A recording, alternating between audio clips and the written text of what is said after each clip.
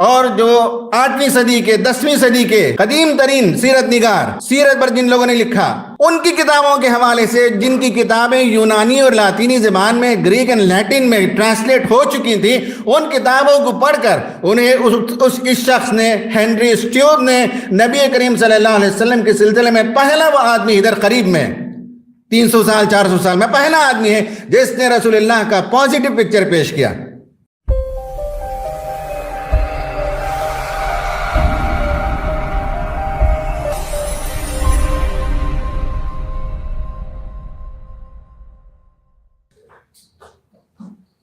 اللہم لا احصی ثناء علیک انت کما اثنیت علی نفسک فلک الحمد حتی ترضی اللہم لک الحمد کما ینبغی لجلال وجہک وعظیم سلطانک اللہم صلی علی سیدنا محمد وعلی آل محمد وبارک وسلم۔ قال اللہ تعالی فی القرآن المجید فاعوذ باللہ من الشیطان الرجیم بسم اللہ الرحمن الرحیم الم نشرح لک صدرک ووضعنا عنک وزرک الذي انقض ظهرك ورفعنا لك ذكرك صدق الله العظيم رب اشرح لي صدري ويسر لي امري واحلل عقدة من لساني يفقهوا قولي رب يسر ولا تعسر وتمم بالخير سبحانك لا علم لنا الا ما علمتنا انك انت العليم الحكيم۔ صدر مجلس، ڈائس پر رونق افروز علماء کرام، علی گڑھ کے اس سیرت کانفرنس میں شریک خواتین و حضرات اور ورچوئل آڈینس، یہ میرے لیے بڑی سعادت کی بات ہے کہ آج علماء کرام اور اہل دانش کی مجلس میں نبی کریم صلی اللہ علیہ وسلم کی سیرت کے حوالے سے کچھ باتیں رکھنے کی سعادت ملی، موقع ملا۔ میں اللہ کا شکر ادا کرتا ہوں، شکرا الحمدللہ والشکر للہ۔ میں ادارہ تحقیق و تصنیف اسلامی کے ذمہ داروں، اسکالرز اور ان تمام دوستوں اور بزرگوں اور بہن کو مبارکبادی دیتا ہوں جنہوں نے 30 دن میں نبی کریم صلی اللہ علیہ وسلم کی سیرت کی کتابوں کا تعارف پیش کیا۔ یہ وقت کی بڑی اہم ضرورت ہے۔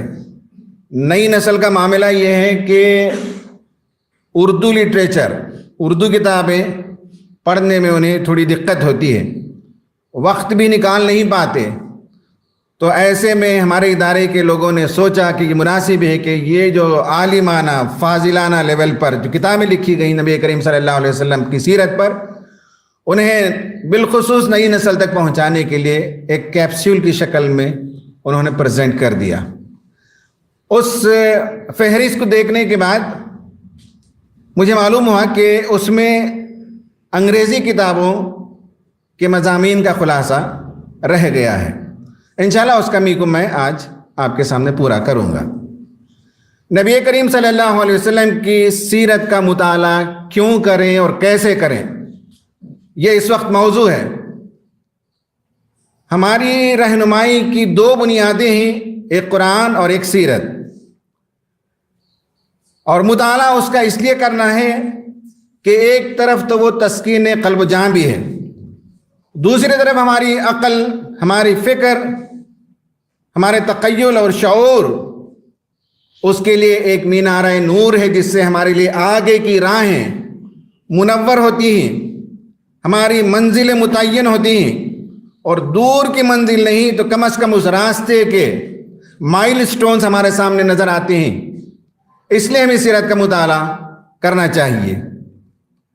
واعظین اور مقررین بھی سیرت کا مطالعہ کرتے ہیں، لیکن ان کی ساری دلچسپی اس بات میں ہوتی ہے نبی کریم صلی اللہ علیہ وسلم کی عظمت، آپ کے مشن، آپ کا اعلیٰ کردار اور آپ کی حیرت انگیز کامیابی پر نہیں، بلکہ ما فوق الفطری واقعات، محیر العقول باتیں یا داستان سرائی کے لیے اکثر و بیشتر پڑھتے ہیں۔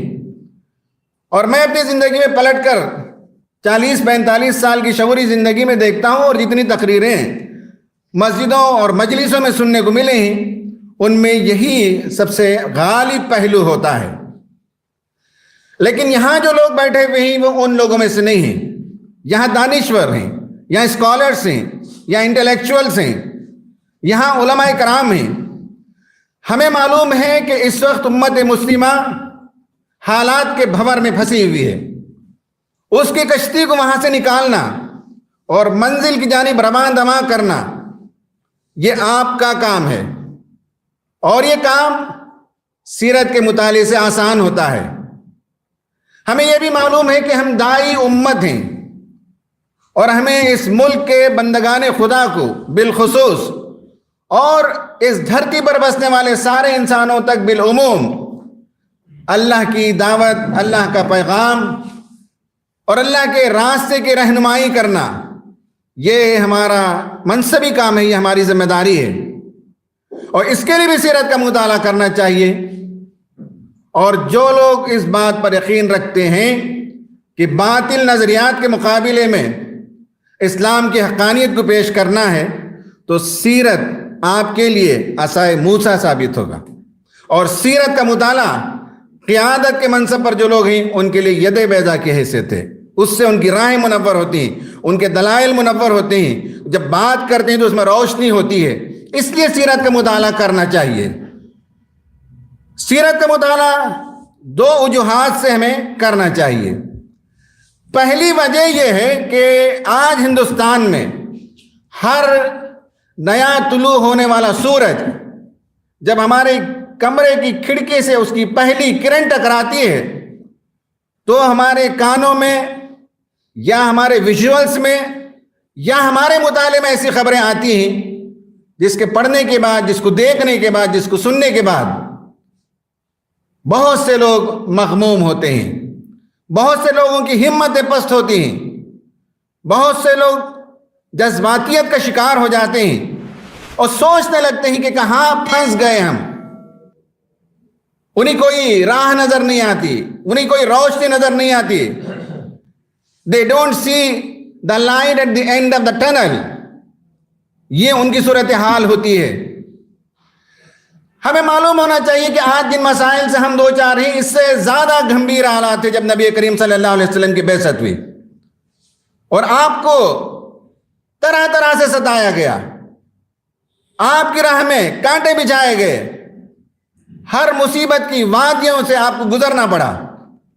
اس سے جب اس سیرت کا مطالعہ کرتے ہیں تو ہماری یہ مشکلیں آسان ہو جاتی ہیں اور ہمارے لیے راستے بہت صاف نظر آنے لگتے ہیں.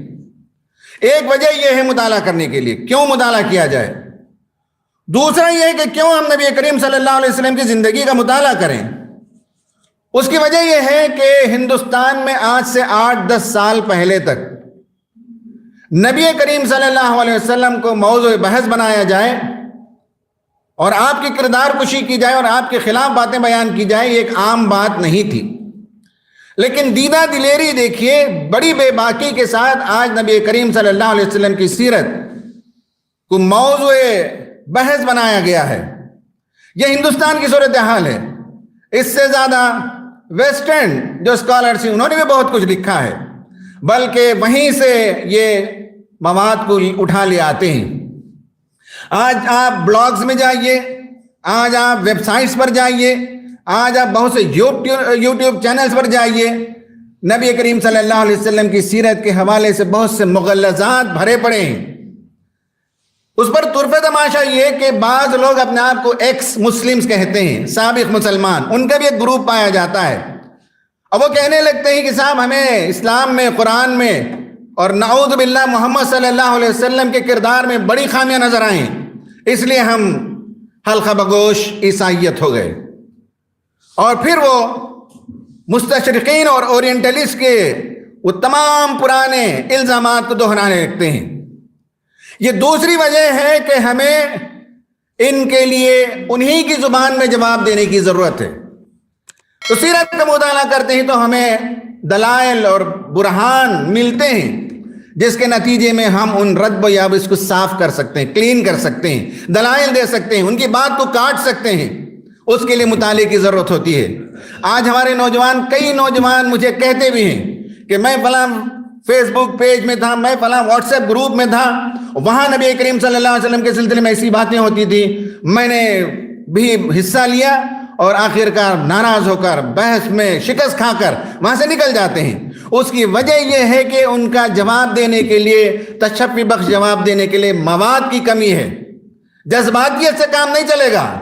نوجوان جو جذباتیت کا شکار ہوتے ہیں، ایموشنل تھنکنگ کرتے ہیں، وہ فلا ہے اس کے اندر کمزوری ہے. آپ ایموشنل تھنکنگ کے ذریعے سے حالات کا مقابلہ نہیں کر سکتے. آپ کو ریشنل تھنکنگ کی ضرورت ہوتی ہے، لاجیکل تھنکنگ کی ضرورت ہوتی ہے، پرسپشن کلیئر ہونا پڑتا ہے. انٹلیکچوئل ڈیبیٹ کے لیے انٹلیکچوئل اسٹیپ ہونا چاہیے، اس کے بغیر جواب نہیں دیا جا سکتا. یہ دو بنیادی وجوہات ہیں جس کے لیے ہم آج گفتگو کر رہے ہیں کہ سیرت کا مطالعہ کیوں کرنا چاہیے. اب میں آپ کو 4-5 سیرت نگاروں کے حوالے سے بات کروں گا، کیوں کرنا چاہیے اور کیسے کرنا چاہیے. ان دونوں موضوعات کو میں کتابوں کے حوالے سے بات کروں گا. سب سے پہلے میں ایک کتاب ہنری اسٹیوب کی، اس کے حوالے سے بات کروں گا. 17ویں صدی کا یہ ہسٹوریوگرافر تھا، ہسٹورین تھا.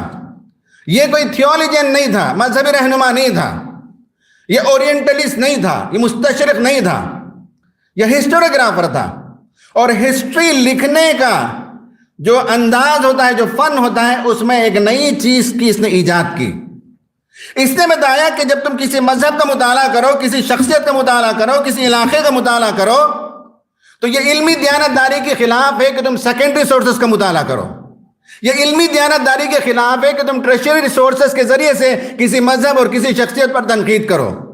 صحیح طریقہ یہ ہے تاریخ کا، دیانتداری کا، کہ راست انہی کے سورسز سے مطالعہ کیا جائے، انہی کے دستاویزات کا مطالعہ کیا جائے، اسی پس منظر میں اس شخصیت کو دیکھا جائے. اس نے مستشرقین اور اورینٹلیسٹ کے لکھنے کے طرز کو چینج کیا، اور اس نے 3 بڑے بڑے مصنفین جو عیسائی مصنفین تھے، جو عرب دنیا میں رہتے تھے اور جو 8ویں صدی کے 10ویں صدی کے قدیم ترین سیرت نگار، سیرت پر جن لوگوں نے لکھا، ان کی کتابوں کے حوالے سے، جن کی کتابیں یونانی اور لاطینی زبان میں، گریک اینڈ لیٹن میں ٹرانسلیٹ ہو چکی تھیں، ان کتابوں کو پڑھ کر انہیں اس شخص نے، ہنری اسٹیوب نے، نبی کریم صلی اللہ علیہ وسلم کے سلسلے میں پہلا وہ آدمی ادھر قریب میں 300 سال 400 سال میں پہلا آدمی ہے جس نے رسول اللہ کا پازیٹیو پکچر پیش کیا، جس نے اصطلاحات کو چینج کیا. علماء اور دانشور بیٹھے وہ جانتے ہیں کہ اصطلاحات یہ لوگ استعمال کرتے تھے. محمٹینزم، اسلام کے لیے لفظ استعمال کرتے تھے محمٹینزم، محمد کے لیے وہ محمد استعمال کرتے تھے. یہ تنزیہ لفظ ہوتا تھا، اس میں استخفاف تھا، اس میں تحقیر ہے. اس نے اس لفظ کو چینج کیا اور اسلامیزم لکھتا تھا. محمٹنس جو لکھا جاتا تھا، اس نے لکھا مسلمین. جہاں جہاں بھی محمٹن لکھتے تھے، اس نے مسلمین کا ورڈ استعمال کیا. اس نے جن آتھرز کا مطالعہ کیا، جس کی بنیاد پر اس نے یہ کتاب لکھی، ان میں سے ایک وہ ہے جس کا نام ہے ابن العبید المکین. یہ 13ویں صدی کا عیسائی مصنف. سعید ابن البطریق، یہ 10ویں صدی کا مصنف. ابو الفاراج، یہ 13ویں صدی کا مصنف. ان کے کتابوں کے حوالے سے پڑھ کر لکھنے کے نتیجے میں سیرت کے بعض گوشوں پر اس نے روشنی ڈالی ہے. کیوں مطالعہ کرنا چاہیے اس کتاب کا یا سیرت کے اسی کتابوں کا؟ اس لیے کہ آج کے ہندوستان کے لیے بھی ان کتابوں کے اندر رہنمائی موجود ہے. اس نے بتایا ہے کہ نبی کریم صلی اللہ علیہ وسلم بہت مہربان شخصیت تھی، بہت ذہین انسان تھے. انہوں نے اپنے زمانے میں بہت وسیع و عریض علاقے میں سفر کیا جو بہت کم لوگ کرتے تھے، اور سفر کے نتیجے میں آدمی کا انٹلیکچوئل لیول ڈیولپ ہوتا ہے، ذہانت پیدا ہوتی ہے، بردباری پیدا ہوتی ہے، تحمل پیدا ہوتا ہے. اور آپ صلی اللہ علیہ وسلم کے بارے میں اس نے 2-3 خاص باتیں لکھی ہیں. نمبر 1 ہے کہ مجھے محمد اس لیے پسند ہے کہ وہ ہمارے مذہبی رہنما عیسیٰ کو قدر کی نگاہ سے دیکھتے تھے، احترام کی نگاہ سے دیکھتے تھے، اور آپ کے زمانے میں جو عیسائی تھے ان کے ساتھ آپ نے کریمانہ سلوک کیا تھا. اور یہ مصنفین نے لکھا ہے کہ مسلمانوں نے کبھی بھی ہمارے ساتھ برا سلوک نہیں کیا سوائے میدان جنگ میں جو لوگ گئے، ورنہ ہم سے یعنی عیسائیوں کے ساتھ مسلمانوں کا سلوک فراخ دلی کا سلوک تھا. پھر اس نے یہ بھی لکھا ہے کہ میں نے تاریخ کا مطالعہ کیا تو مجھے پتا چلا کہ عیسائی جب عیسائی شہنشاہوں کے ماتحت میں زندگی بسر کرتے تھے، اس سے کہیں بدرجہ زیادہ بہتر صورتحال ان عیسائیوں کی اس وقت تھی جب وہ ترک سلطنت کے ماتحت کی حیثیت سے زندگی بسر کرتے تھے. یہ سب باتیں اس نے لکھی ہیں اور اسلام کے میسیج اور اس کے پیغام پر بہت شاندار گفتگو اس نے کی. اور یہ لکھا کہ اسلام جو پھیلا دنیا میں، اس کی ایک وجہ یہ ہے کہ محمد صلی اللہ علیہ وسلم کی تعلیمات کو ان کے ماننے والے سینے سے لگائے رکھتے تھے. اور اس کی مثال وہ دیتا ہے کہ حضرت عمر رضی اللہ تعالیٰ عنہ جب بیت المقدس فتح کرنے گئے، اس وقت ایک پادری نے چرچ میں نماز ادا کرنے کے لیے آپ سے کہا تو حضرت عمر نے انکار کر دیا. اور حضرت عمر رضی اللہ تعالیٰ عنہ نے یہ فرمایا کہ ایسا نہ ہو کہ آئندہ نسلوں میں کوئی نوجوان اٹھے اور اس چرچ پر قبضہ جمائے اور اسے اپنا تسلیم کرے، منوائے، یہ صورتحال پیدا نہ ہو. اس لیے انہوں نے کہا کہ باہر مصلی بچھا دیا جائے اور ایک باہر کی جگہ میں جا کر آپ نے نماز ادا کی. سیرت کے پہلو سے آپ غور سے دیکھیے کہ ہمارے نزدیک سیرت کا مطلب ہوتا ہے ایک شخصیت، ایک ذات اور اس کی زندگی کا مطالعہ. یہ ہمارے نزدیک سیرت ہے. جبکہ آپ سیرت کو دیکھیں گے تو اس میں یہ بات ہے کہ ایک ذات، ایک شخصیت، ایک فرد کی زندگی کا مطالعہ ہی نہیں ہے، بلکہ اس نے جو نظریات دیے، اس نے جو تعلیمات دنیا کے سامنے پیش کی، جس کے نتیجے میں ایک تہذیب ابھری، ایک تمدن دنیا کے اندر منصع شہود پر آیا، اس نے ایک ریاست قائم کی اور اپنی تربیت میں جن سعید روحوں کی اس نے تربیت کی، ان کے جو اثرات پھیلتے چلے گئے، یہ سب سیرت کے مطالعے کے فریم ورک میں آتا ہے، یہ سب سیرت کے حصار اور شمار میں آتا ہے. یعنی یہ کہ یہ بہت ہی دلچسپ بات ہے کہ سیرت کا مطالعہ کرتے ہیں تو اسلامی تہذیب کے مطالعے تک پہنچ جاتے ہیں، اسلامی تہذیب کا مطالعہ کرتے ہیں تو سیرت تک لوگ پہنچ جاتے ہیں. اس کو آپ توڑ نہیں سکتے، اس کو آپ بائیفرکیٹ نہیں کر سکتے.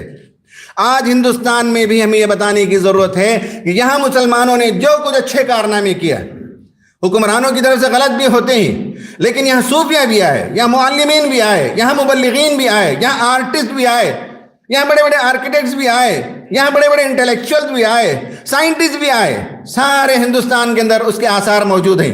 ہمیں بتانے کی ضرورت ہے کہ سب اسلامی تہذیب و تمدن کا ورثہ ہے اور نبی کریم صلی اللہ علیہ وسلم کی تعلیمات کے نتیجے میں یہ نئی تہذیب دنیا میں ابھری تھی، جو انسانیت نواز تہذیب ہے، جو انسانوں کے درمیان مساوات قائم کرنے والی تہذیب ہے، جو ریشنلٹی کو فروغ دیتی ہے، ایموشنلٹی کو فروغ نہیں دیتی، کسی کی اندھی عقیدت میں یہ تہذیب مبتلا نہیں کرتی. سیرت کے حوالے سے آپ پھیلائیں گے سیرت کی تعلیمات کو تو آج کے ہندوستان میں بھی آپ اس پہلو سے یہاں کے لوگوں کو دعوت دے سکتے ہیں. یہ میں نے ذرا تفصیل کے ساتھ آپ کو ہنری اسٹیوب کی جو کتاب ہے اس کتاب کے حوالے سے گفتگو کی. اس کا پرانا نام کچھ اور تھا، لیکن اب جو کتاب شائع ہوتی ہے وہ ہے an account of the rise and fall of Mohammedanism with the life of Muhammad. یہ اس کتاب کا پورا نام ہے. تو سیرت کے سلسلے میں محاضرات سیرت میں محمود غازی صاحب نے لکھا ہے کہ نبی کریم صلی اللہ علیہ وسلم کی دنیا سے چلے جانے کے بعد اسلام پھیلتا چلا گیا، بڑے بڑے قبائل اسلام میں آئے، بڑے بڑے قبیلوں کے ساتھ اسلام کو انٹریکٹ کرنا پڑا، جنگیں کرنی پڑی، صلح کے ایگریمنٹس لکھنے پڑے. اس وقت ان کو ضرورت پڑی کہ نبی کریم صلی اللہ علیہ وسلم کا اسوہ کیا تھا، اس کی تلاش میں وہ نکلے، ان باتوں کو جمع کیے. تو سیرت کی شروعات وہاں سے ہوتی ہے. یعنی ان کی عملی زندگی کے لیے رہنمائی سیرت میں تھی اور زندگی کے ایک ایک مرحلے میں جیسے اسلامی تہذیب بڑھتی گئی، اسلامی سلطنت کا پھیلاؤ ہوتا گیا، ویسے ویسے سیرت کی ضرورت بڑھتی چلی گئی اور لوگوں نے نبی کریم صلی اللہ علیہ وسلم کی نقوش قدم کو جہاں جہاں تھے جمع کرنا شروع کر دیا اور سیرت کی ابتدا اس سے ہوتی ہے. اس کی وسعت آپ سمجھ سکتے ہیں سیرت کا مطالعہ کتنا وسیع ہے. افسوس کی بات ہے، یہ المیہ ہے کہ جیسے اس امت مسلمہ نے دین کو سمٹ کر کچھ خانوں میں تقسیم کر دیا، اسی طرح سیرت کے مطالعے کو بھی بس سوانح عمری کا ایک سیدھا سادہ سپاٹ مطالعے پر لا کر ختم کر دیا، اس کی وسعت کو ختم کر دیا.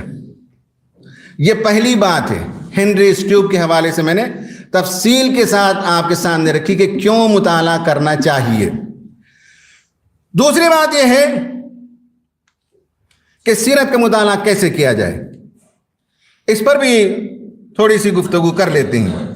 یہ دوسرا پہلو ہے آج کے ہمارے اس موضوع کا۔ ایک تو ہے کرونالوجیکل آرڈر میں آپ نبی کریم صلی اللہ علیہ وسلم کی حیات مبارکہ کا مطالعہ کریں، کب پیدا ہوئے، کب نبی بنے۔ اب میں دوسرے موضوع پر آتا ہوں، وہ یہ ہے کہ سیرت کا ایک مطالعہ ہے کرونالوجیکل آرڈر میں نبی کریم صلی اللہ علیہ وسلم کی حیات مبارکہ کا مطالعہ کیا جائے۔ یہ تو ان لوگوں کے لیے ہے جو روز اول سے یہ مانتے ہیں کہ نبی کریم صلی اللہ علیہ وسلم ایک عظیم شخصیت تھی، آپ ایک مہان انسان تھے۔ اس سے سیرت کی بہت سی کتابیں آپ کھولیے، پہلے صفحے میں پہلی سطر کے اندر ہی نبی کریم صلی اللہ علیہ وسلم کی عظمت کا تذکرہ ملتا ہے۔ یہ ہمارے لیے ایمان کا جز ہم مانتے ہیں، لیکن وہ بندہ جو اسلام کو نہ مانتا ہو، جسے نبی کریم صلی اللہ علیہ وسلم پر ایمان نہ ہو، بلکہ آپ کے خلاف باتیں ہو اور آپ کے سلسلے میں اس کے ذہن میں کئی شکوک و شبہات ہوں، آپ کیسے اسے سیرت سے روشناس کرا سکتے ہیں؟ ہماری یہ کتابوں کے اندر یہ لمیٹیشن ہے کہ وہی پڑھ سکتے ہیں، وہی استفادہ کر سکتے ہیں جو صدر اول سے یہ مان کر چلیں کہ نبی کریم صلی اللہ علیہ وسلم وہ انسان تھے جن کی پیدائش کے ساتھ فلاں کنگورے گر گئے، فلاں آتش کے ساتھ ٹھنڈا ہو گیا۔ یہ ان لوگوں کے لیے ہے۔ لیکن جو انٹلیکچوئل ہوگا، جو اس وقت آپ کہہ سکتے ہیں کہ جو چینج میکرز دنیا میں، جو سوشل لیڈرز ہوتے ہیں، جو پولیٹیکل لیڈرز ہوتے ہیں، جو انٹلیکچوئلز ہوتے ہیں، جو یونیورسٹی کے بڑے بڑے چیئرز کو وہ ہیڈ کرتے ہیں، جو محققین ہیں، ان کے سامنے سیرت کو کیسے پیش کیا جائے، یہ کیسے مطالعہ کیا جائے کے تحت آپ سمجھ سکتے ہیں۔ کئی سوالات ذہن میں ہیں کہ نبی کریم صلی اللہ علیہ وسلم عظیم جو پیش کیا جاتا ہے وہ اپنے عظمت کے مقام پر کیسے پہنچے، ان کی پیدائش کیسے ہوئی، ان کا خاندان کیسے تھا، مکہ شہر کن قبیلوں پر مشتمل تھا، قبیلہ کسے کہتے ہیں، ٹرائبل رولز اینڈ ریگولیشنز کیا ہوتے ہیں۔ آپ صلی اللہ علیہ وسلم کے بارے میں کہا جاتا ہے تاجر اور بڑے تاجر اور کامیاب تاجر، تو ٹریڈ کے اور بزنس کے کیا پرنسپلز آپ نے دنیا کو دیے۔ مسلمان یہ کلیم کرتے ہیں کہ نبی کریم صلی اللہ علیہ وسلم نے عورت کو لبریٹ کیا، تو مسلم ویمن ایمپاورمنٹ کے سلسلے میں آپ کی کیا تعلیمات ہیں، اور کیا وہ تعلیمات آج کی 21ویں صدی میں بھی قابل عمل ہیں کہ نہیں؟ یہ سوال ہے ذہن میں لوگوں کے۔ یہ سوال ہے کہ اسلام تلوار سے پھیلا، یہ سوال ہے کہ دنیا میں جہاں کچھ دہشت گردی کے واقعات ہوتے ہیں اسے لوگ اسلام کے سر مونڈ دیتے ہیں۔ کیا نبی کریم صلی اللہ علیہ وسلم کی تعلیمات آج کی دنیا میں امن امان قائم کرنے، عدل و انصاف کے قیام میں کوئی کردار ادا کر سکتی ہے؟ یہ سیرت کے سلسلے میں بہت سے لوگوں کے ذہنوں میں سوالات ہیں۔ ان سوالات کے جواب کے تلاش میں جو مطالعہ کیا جائے گا وہ ایک دوسرا طریقے کا مطالعہ ہے، وہ عظمت کا نہیں ہے۔ اس کے اندر آپ اس پہلو سے مطالعہ نہیں کرتے، وہ عقیدت کا مطالعہ نہیں ہے بلکہ افادیت کا مطالعہ ہے۔ اس پہلو سے آپ افادیت کے گوشے تلاش کرتے ہیں تاکہ دنیا کے سامنے اسے پیش کر سکیں۔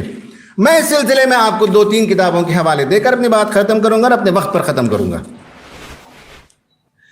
ایک کتاب ہے آرتھر گلائن کی، اسلام، ہر مورل اینڈ اسپرچول ویلیوز، یا ریشنل اینڈ سائیکولوجیکل اسٹڈی۔ یہ بھی بہت عجیب و غریب کتاب ہے۔ اس کتاب کا مطالعہ وقت ملے تو کریں۔ مستشرق ہے، اورینٹلسٹ ہے، ہر بات سے آپ اتفاق نہیں کر سکتے، لیکن اس میں یہ بتاتا ہے کہ نبی کریم صلی اللہ علیہ وسلم جس زمانے میں دنیا میں آئے، مکہ میں، وہ ایک بے آب و گیا وادی کا شہر تھا، وہ بیرن ہلز جس پر کوئی دانا اور کوئی ویجیٹیشن نہیں ہوتا، ایسے پہاڑی، اس کے بیچ میں آپ پیدا ہوئے۔ اور آپ جو سفر کرتے تھے وہ دنیا کے بڑے صحراؤں میں سے ایک صحرا، 3 ملین اسکوائر کلومیٹر پر مشتمل یہ صحرا ہے۔ اور یہ سائیکالوجی کا سبجیکٹ ہے کہ جو آدمی کوسٹل ایریا میں پیدا ہوتا ہے اس کا مزاج، اس کی نفسیات، اس کا برتاؤ الگ ہوتا ہے۔ جو لوگ پہاڑوں میں رہتے ہیں ان کی زندگی الگ ہوتی ہے، ان کا تھاٹ پروسیس الگ ہوتا ہے، ان کی سوچ الگ ہوتی ہے۔ جو شہر زدہ لوگ ہوتے ہیں، شہری آبادی میں پلتے ہیں، ان کی سوچ، ان کی شخصیات، ان کا مزاج، ان کی نفسیات الگ ہوتی ہے۔ اور جو صحرا میں پلتا اور پرورش پاتا ہے اس کی شخصیت الگ ہوتی ہے۔ اور اس نے اس پہلو سے لکھا کہ صحرا میں خدا سے ملاقات، خدا کی کائنات کا مشاہدہ، خدا نے اس کائنات کے اندر جو واسٹنس رکھی ہے، جو آرٹسٹری پائی جاتی ہے، اور اس کائنات میں جو حیرت انگیز نظم پایا جاتا ہے، اور اس کائنات میں جو پرپس پایا جاتا ہے، یہ ایسی چیزیں ہیں جو شہر کا آدمی مشاہدہ کرنا چاہیں تو اس کی آنکھوں سے دیواریں سامنے کھڑی ہو جاتی ہیں. تہذیب کی چکا چون کرنے والی مصروفیات ہیں جس کے نتیجے میں وہاں تک اس کی نگاہ نہیں پہنچتی. صحرا میں پیدا ہونے والا اس کی نگاہ راست وہاں تک پہنچ جاتی ہے. صحرا میں جو درخت اگتے ہیں، جو کیکٹس ہوتا ہے، جو پھول اگتے ہیں، صحرا کا کوئی پھول، کوئی کیکٹس ایسا نہیں جس میں خوشبو نہ ہو.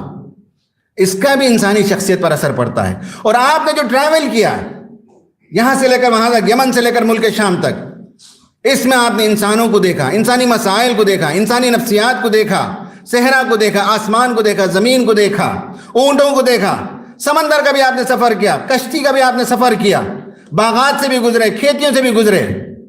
اب یہ ہے کہ سیرت نگار یہ کہتا ہے آرتھر گلین کہ ان ساری چیزوں کا آپ کی شخصیت پر یہ اثر پڑا کہ آپ کی سوچ ریشنل سوچ تھی.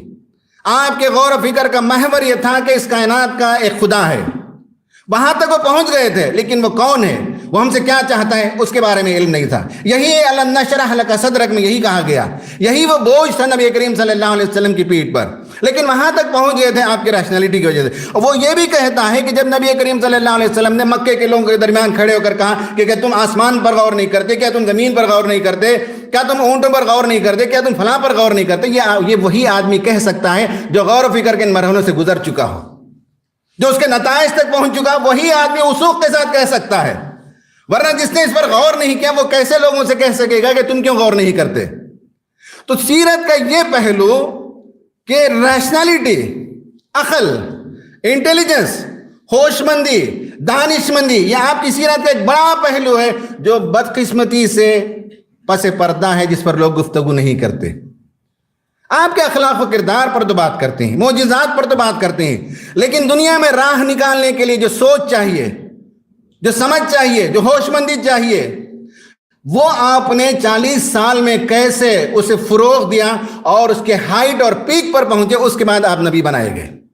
یہ آرتھر کی کتاب سے معلوم ہوتا ہے کہ کیسے مطالعہ کیا جائے، یہ بھی ایک ڈائمنشن ہے. ایک اور کتاب ہے جو میری بہت پسندیدہ کتاب ہے، جس کے حوالے سے میں بات کروں گا، وہ جارج ورجل کی کتاب ہے، دی پروفٹ آف اسلام نام کی کتاب. اس کتاب میں اس نے بتایا، عام طور پر لوگ، میں نے کہا کہ آپ کو ایک عظیم انسان مان کر مطالعہ کر دیں. وہ ایک محقق تھا، وہ رومانیہ کا ایک سٹیزن تھا، یورپ کا. اس نے ایسا نہیں کیا، اس نے پہلے عرب کا مطالعہ کیا، پھر مکہ جو سٹی اسٹیٹ تھا، تو سٹی اسٹیٹ کیا ہوتا ہے، اس کے رولز اینڈ ریگولیشن کیا ہوتے ہیں. 10 بڑے بڑے قبیلے تھے، تو قبیلے کیا ہوتے ہیں، قبیلے سے ملحق جو خاندان ہوتے ہیں ان کے جو لیولز کیا ہوتے ہیں، پھر ان کے درمیان قانون سازی کیسے ہوتی ہے، پھر یہ کیسے شہر کو چلاتے ہیں، حج کو کیسے چلاتے تھے، حج کا ایونٹ کیسے مینیج کرتے ہیں، ساری باتوں پر ریسرچ کیا. اس کے بعد اس نے بتایا کہ اس کے بیچ میں ایک لڑکا پیدا ہوتا ہے اور اس میں ٹرائبل لاز کے تحت اپنی زندگی گزارتا ہے اور اس میں اپنا کردار پیدا کرتا ہے، اپنا اخلاق بناتا ہے، اور پھر وہاں سے ایک بڑے بزنس مین آپ بنتے ہیں، اس کا سب تذکرہ کرتا ہے. اور آپ شادی کے بعد حضرت خدیجہ کے ممیرے اور پھپھیرے بھائیوں کے ساتھ جو ڈسکشنز ہوتے تھے شام میں، اس کا تذکرہ کرتا ہے کہ آپ جب بھی لوگوں کے درمیان بیٹھ کر بات کرتے، آپ دیکھ لیجئے ہوٹلوں پر، چائے کی دکانوں پر، مختلف جگہ مسلم نوجوان کیا کیا موضوعات ہیں جس پر بات کرتے ہیں. نبی صلی اللہ علیہ وسلم اس زمانے میں بھی اپنے کزنز اور رشتہ داروں سے جو باتیں کرتے تھے وہ یہی 2 موضوعات، یعنی یہ کہ اس کائنات کا بنانے والا کون ہے، ہمارا اس کا تعلق کیا ہے، اور ہماری زندگی کی معنویت کیا ہے. Who we are really, where we have come from, what is the purpose of our life, where are we going to go after our death. یہ وہ بیسک کوشچنز تھے جس پر آپ باتیں کیا کرتے تھے. جارج ورجل نے ان سب چیزوں کا تذکرہ کیا اور اس نے وہ تمام واقعات جو ہمارے سیرت نگار لکھتے ہیں اس کی ایک نئی توجہ بیان کرتا ہے. ابو طالب کے جانے کے بعد ابو لہب مکے کا سردار بنا، تو اس نے کیسے نبی کریم صلی اللہ علیہ وسلم کی سٹیزن شپ کو کینسل کیا، قبیلے کی رکنیت کو. طائف کو آپ کیوں گئے اور وہاں جا کر آپ چاہتے تھے کہ کسی طرح کسی قبیلے کی پناہ مل جائے، اور قبیلے کی پناہ کے بغیر جو آج کے زمانے میں پاسپورٹ اور سٹیزن شپ کے برابر ہے اس کے بغیر دعوت کا کام نہیں کر سکتے تھے. اس نے ہر چیز، شعب ابی طالب کی گھاٹی میں 3 سال جو محاصر تھے اس کی بھی ایک نئی تعویل کرتا ہے. پھر اس کے بعد مکہ سے مدینہ جاتے ہیں، مدینہ سے پھر مکہ آتے ہیں. یہ ساری چیزوں کا جو مطالعہ ہے ایک دم آبجیکٹو مطالعہ ہے، معروضی مطالعہ ہے. اور اس میں یہ ہے کہ ایک غیر مسلم جو نبی کریم صلی اللہ علیہ وسلم کے سلسلے میں غلط رائے بھی اگر رکھتا ہو، اس کتاب کو پڑھنے کے بعد وہ آپ کو ہیرا ماننے پر مجبور ہو جائے گا، جس طرز سے، جس طریقے سے وہ ہمیں سفر پر لے جاتا ہے اور ہم اس کے ساتھ سفر کرتے ہیں، مکے کی وادیوں سے شروع ہو کر، مکے کی گلیوں سے شروع ہو کر، قبائل کے ملاقاتیں اور قبیلے کی جو میٹنگیں ہوتی ہیں، ان ساری چیزوں سے ہمیں گزارتا ہے، اور یہاں تک کہ ایک آرڈنری بچہ جو مکے میں پیدا ہوا وہ عظمت کے آسمان کو چھو جاتا ہے۔ یہ اس کتاب کا طریقہ ہے بتانے کا، یہ ہے سیرت کو پڑھنے کا ایک طریقہ، یہ ہے سیرت کو پیش کرنے کا ایک طریقہ۔ اب آخر میں وقت ہو چکا، اس لیے ایک اور گفتگو کر کے اپنی بات کو ختم کروں گا، وہ ہے نور سرمدی نام کی ایک کتاب ہے، فتح اللہ گلن صاحب کی، دا انفائنٹ لائٹ کے نام سے انگریزی میں، اردو میں ہے نور سرمدی۔ اس کتاب کو پڑھیں گے، وقت ہو گیا میرا، اس میں یہ آپ دیکھیں گے کہ وہ لکھتے ہیں عسکری نبی، اور لکھتے لکھتے آج کے زمانے کی جنگوں پر بھی وہ بحث کریں گے، مسلمانوں کی مہاجرت کا ذکر کریں گے تو بوسنیا ہرزوگوینا میں اور دنیا کے مختلف علاقوں میں مسلمان جو آج مہاجرت کرنے پر مجبور ہیں اس کا ذکر چھیڑ دیں گے، نبی صلی اللہ علیہ وسلم کی پیشین گوئیوں کا ذکر کریں گے تو اشتراکیت کا فتنہ کیا تھا، سود کی لعنت کیا ہے، ان سارے بینکنگ نظام وغیرہ پر وہ گفتگو کریں گے۔ یہ سیرت کی ایسی کتاب ہے جس کے پڑھنے کے نتیجے میں زمان و مکان کے پردے ختم ہو جاتے ہیں، ایک جسٹ آپ 1400 سال بعد پیچھے چلے جاتے ہیں اور عرب سے نکل کر یورپ پہنچ جاتے ہیں۔ مختلف موضوعات کو انہوں نے ایسا لکھا ہے کہ آج کے مسائل کے لیے حل اگر ہے تو نبی کریم صلی اللہ علیہ وسلم کی سیرت میں ہے۔ میں اپنی گفتگو ختم کر چکا۔ اللہ تعالیٰ سے دعا ہے کہ اللہ تعالیٰ ہمیں نبی کریم صلی اللہ علیہ وسلم کی سیرت کا ویسا مطالعہ کرنے کی توفیق دے جیسے ہمیں آج کے ہندوستان میں راہ نکالنا ہے اور دعوت کی ذمہ داری ادا کرنی ہے۔ اس کے لیے جن نکات اور جس حل کی ضرورت ہے وہ ساری چیزوں کو ہم تلاش کر سکیں اور دنیا کے سامنے پیش کر سکیں۔ آمین و آخر دعوانا ان الحمدللہ رب العالمین۔